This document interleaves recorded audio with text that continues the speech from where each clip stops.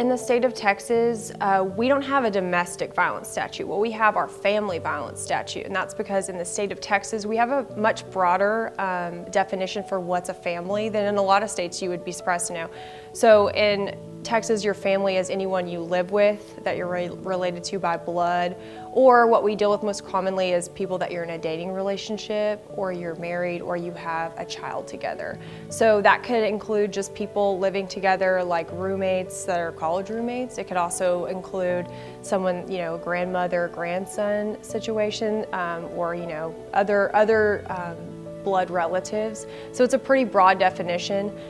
We typically deal with intimate partner violence. Overwhelmingly, that's the largest group of assault cases we have under the family violence umbrella. The way it works in Texas is the state actually brings charges against the defendant, not the victim. For example, you'll notice that the style of a case or the name of the case in court is the state of Texas versus the defendant, not the victim's name versus the defendant. And this is important for people to understand, and especially victims to understand, because oftentimes victims think that they're the one that pressed charges. Whether it's because they called 911 or because when the officers got there and they asked, if they wanted him to be arrested, they may have said, yes, I would like to press charges.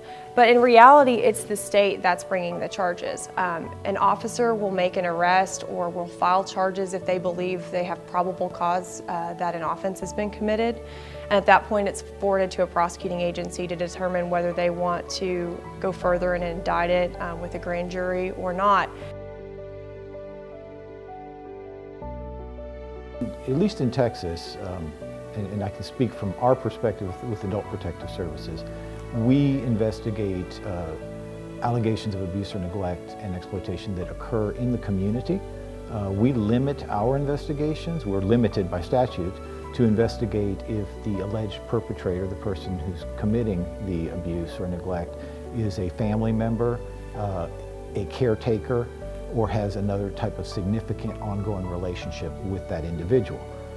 So with that in mind, the truth is anyone can become a victim of elder abuse. We look at situations, exploitation for example, family members who have access to an individual's bank account, they have access to their credit cards, but they also have that relationship with the person, which allows them to exert undue influence, is the way we refer to it, but allows them to pressure or to cajole or to otherwise induce the person to sign over property or to give them access or to pay for their drug habit or whatever the case may be. So that's one aspect of what we investigate is exploitation.